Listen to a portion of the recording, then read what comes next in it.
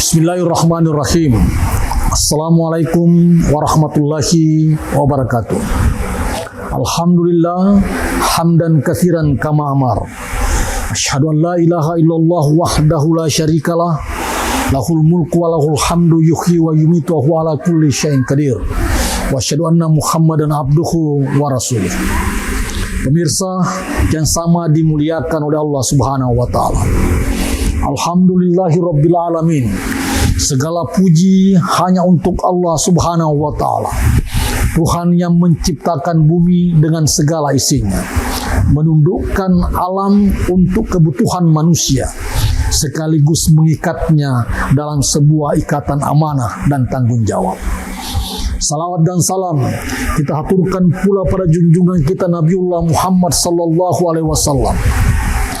Beliau yang mengajarkan kepada kita bahwa iman tidak hanya diukur dengan banyaknya ibadah, tapi pun dapat diukur bagaimana perlakuan manusia terhadap manusia lainnya dan lingkungan sekitarnya. Pemirsa yang sama dimuliakan oleh Allah Subhanahu wa taala. Ramadan bukanlah sekedar berbicara tentang lapar dan dahaga, tapi Ramadan juga berbicara tentang bagaimana melatih kesadaran batin, mengasah kemurnian hati jiwa, dan kepedulian terhadap menata kebahagiaan dan kehidupan kita terhadap Allah Subhanahu wa taala. Hubungan antara manusia dengan penciptanya, hablum minallah, dan hubungan manusia terhadap manusia lainnya, hablum minan nas, dan begitu pun terhadap alam semesta. Hal ini Allah ingin menegaskan bahwa seluruh alam ini adalah hidup dalam sebuah keteraturan, hidup dalam sebuah kepatuhan dan ketundukan kepada Allah Subhanahu wa taala. Dalam Quran surah Al-Hajj ayat 18, Allah Subhanahu wa taala berfirman, "Alam tara annallaha yasjudu lahu man fis samawati wa man fil ard, wasyams wal qamar wan nujum wasyajar wad duwab wa katsirun minallah ilal akhir ayat."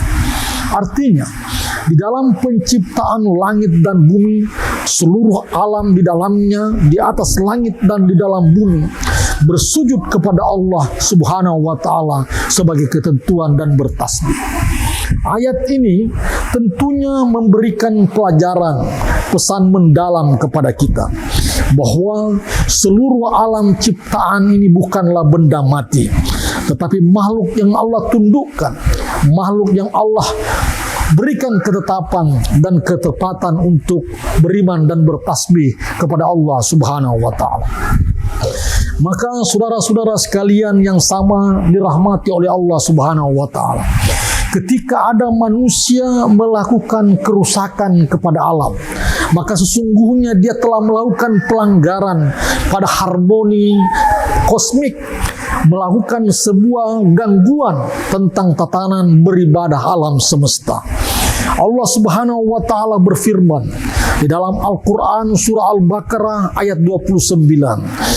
Allah Subhanahu wa taala berfirman, "Wallazi khalaqalakum ma fil ardi jami'a." Sesungguhnya Allah menciptakan alam bumi dengan segala isinya untuk kebutuhan manusia. Di ayat lakum, khalaqalakum, artinya bukan untukmu, bukan untuk kamu. Dengan dasar itu bukan berarti ada kebebasan untuk mengeksploitasi, tapi eksplorasi tentang tata kelola, ada amanah di situ dan ada tanggung jawab dalam menata tatanan sosial dan tatanan alam semesta. Pemirsa yang sama dimuliakan oleh Allah Subhanahu wa taala. Indonesia adalah Samrut Khatulistiwa, dianugerahi begitu tanah yang melimpah dengan potensi alam yang begitu besar, serta kandungan bumi dalamnya yang begitu luar biasa. Kita di Maluku Utara juga diberi karunia yang besar, potensi laut yang luas, tanah yang subur, serta sumber daya alam hasil bumi yang melimpah, nikel dan segala sumber daya alam lainnya, semua adalah karunia yang Allah berikan kepada kita. Tentu karunia ini tidak bisa kita pandang sebagai hal yang kebetulan, tapi disitulah kita memandang bahwa anugerah itu tanda Allah cinta kepada kita, yang berkeseiringan Allah sedang menguji kita. Apakah dengan nikmat karunia melimpah, alam yang melimpah itu kita bersyukur, atau justru kita berkufur di dengannya? Allah Subhanahu wa taala berfirman dalam Quran surah Al-Baqarah, "Inna fi khalqis samawati wal ard wa ikhtilafil laili wan nahar la ayatil liulil albab." Artinya bahwa dalam penciptaan bumi dan alam semesta, langit dan bumi, dan pergantian siang dan malam, terdapat tanda-tanda kekuasaan Allah bagi orang-orang yang menggunakan akalnya. Cara ini adalah bentuk gambaran lewat ayat. Bagaimana kita melihat bumi, bagaimana kita melihat alam, bagaimana kita memperlakukan alam semesta, bagaimana etika niat kita mengelolanya. Karena sesungguhnya apakah kita mewujudkan keserakahan, ambisi yang tidak terkendali, atau justru ada amanah untuk mengelola masa depan. Karena manusia sebagai khalifah di permukaan bumi, segala perbuatan, pikiran, dan tindakannya akan dimintai pertanggungjawaban kelak. Pemirsa yang sama dimuliakan oleh Allah Subhanahu wa taala. Tentu nikmat yang besar harus berkeseiringan dengan kesyukuran yang besar pula. Dalam arti kesyukuran itu bukan hanya sebatas perkataan, bukan hanya sekedar ucapan, tapi bagaimana kebijakan dengan bentuk keadilan, bagaimana mengelola tatanan dengan etik, dan bagaimana melakukan perampingan, pendampingan tentang masa hidup ke depan yang berkelanjutan. Karena sesungguhnya dengan tatanan kestabilan itulah terjadi sebuah keseimbangan di dalam bumi. Memori tentang harmoni kosmik akan terbentuk. Sebagaimana Allah gambarkan dalam Quran surah Ar-Rum ayat 41. Saharal fasadi fil bahri wal bahri bima kasabat aydin nas. Telah terjadi kerusakan di daratan dan di lautan karena ulah tangan manusia. Konteks ini, kerusakan tidak dipandang dari kurangnya sumber daya, tapi kerusakan itu dipandang karena hilangnya kendali etika, hilangnya kendali moral dan spiritual manusia dalam melakukan hidup dan mengelola alam semesta. Ramadan telah hadir membersamai kita. Ramadan menata hati kita untuk bisa menahan diri. Menahan diri adalah bentuk substansi utama dalam mengelola alam semesta. Agar kita tidak mengalami hidup yang ambisi dengan kerakusan, tidak bekerja tanpa kontrol karena ada ihsan dalam memahami hidup, bahwa Allah tidak akan pernah lepas melihat perbuatan tindakan yang kita lakukan, dan kita pun tidak akan melakukan kerusakan di permukaan bumi. Jika nilai-nilai puasa, nilai-nilai keteraturan, dan nilai-nilai tentang mengontrol daya diri manusia, maka itu akan menjadi spirit dalam perilaku perbuatan kita, dalam mengelola hasil laut, dalam mengelola hasil bumi.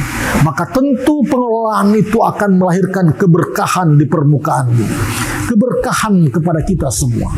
Tidak hanya ekonomi yang melimpah, tapi justru terjadi keadilan sosial dan kelanjutan hidup yang lebih baik, sustainable development. Pemirsa yang sama dimuliakan oleh Allah Subhanahu wa taala. Allah Subhanahu wa taala berfirman dalam Quran surah Ibrahim ayat 7, "La in syakartum la asidannakum wa la in kafartum inna asabin lasyadid." bahwa barang siapa dengan nikmat itu dia bersyukur, dia melakukan kesyukuran kepada Allah, maka Allah menjanjikan akan menambah nikmat itu. Dan barang siapa manusia kufur, mengingkari Allah punya nikmat, maka Allah menyampaikan asapku sangat pedih. Pemirsa yang sama dimuliakan oleh Allah Subhanahu wa Ta'ala. Dalam kesempatan ini, marilah kita perbaharui rasa syukur kita. Rasa syukur dengan iman yang jujur kepada Allah Subhanahu wa Ta'ala dan kepada diri kita. Dengan hati kita yang senantiasa takut akan perbuatan dosa dan maksiat yang kita lakukan, serta tanggung jawab kita sebagai khalifah fil ard, wakil Allah di permukaan bumi, untuk mengelola bumi lebih baik dan menjadi tanggung jawab suci bagi kita semua. Karena alam senantiasa bertasbih dan bersujud dalam keteraturan ketakwaan dan bertasbih akan kepatuhan kepada Allah. Dan manusia segala perbuatannya akan dibintai pertanggungjawaban kepada Allah Subhanahu wa Ta'ala. Semoga Allah Subhanahu wa Ta'ala menjadikan kita umat yang senantiasa bersyukur dan menjadikan kita bangsa yang bijak dalam mengelola karunia Allah yang besar, dan kita semua selaku hamba Allah senantiasa diberi bimbingan, petunjuk, hidayah untuk mencapai kebahagiaan dunia dan kebahagiaan akhirat. Demikian, wabillahi taufiq wal hidayah. Assalamualaikum warahmatullahi wabarakatuh.